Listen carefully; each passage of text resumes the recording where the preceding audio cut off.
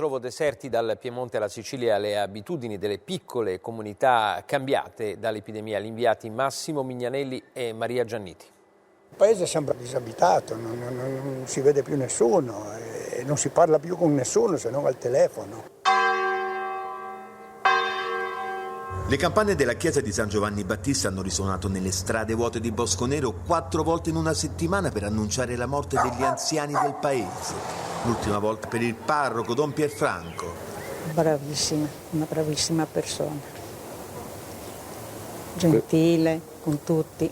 Alla mano, come dire, era una persona che sapeva ascoltare. Un altro punto di riferimento che si perde in una comunità già provata. Qui la paura si sente. Nell'unica farmacia entrano almeno 150 persone al giorno. C'è paura in giro, ma c'è anche molta incoscienza.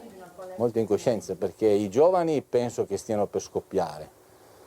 E l'anziano dice, se mi faccio una passeggiata non succede niente. Il sindaco ha comprato le mascherine anche per proteggere gli ospiti della casa di riposo. Dei 45 contagiati del paese, molti sono là dentro. Sindaco, di cosa ha bisogno oggi Bosconero? Noi abbiamo bisogno di personale per la struttura. Il Comune ha acquistato già le mascherine che verranno distribuite nei prossimi giorni, ma la struttura necessita di dispositivi di protezione, quindi di camici monouso, di cuffie, di calzari. Questa è la Magliuccia. No, è una rosticceria che ha aperto nel mese di dicembre e devo dire che lavorava bene, cioè nel senso venivano anche persone da fuori perché lavora anche bene. Noi tifavamo per queste persone perché aprire una rosticceria a Giampilieri dopo quello che è successo ci vuole coraggio. Corrado Manganaro ha visto Giampilieri rinascere dopo l'alluvione di 10 anni fa. Ne ha seguito la ripresa, ma ora di fronte ai negozi chiusi per il coronavirus teme una nuova fuga da qui.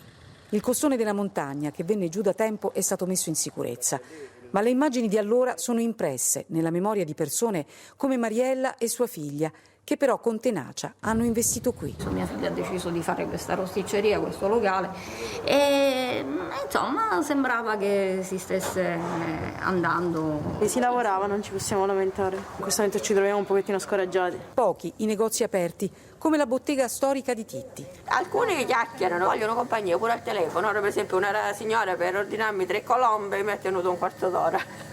Ho creduto, sia nel paese che nei paesani, tra virgolette.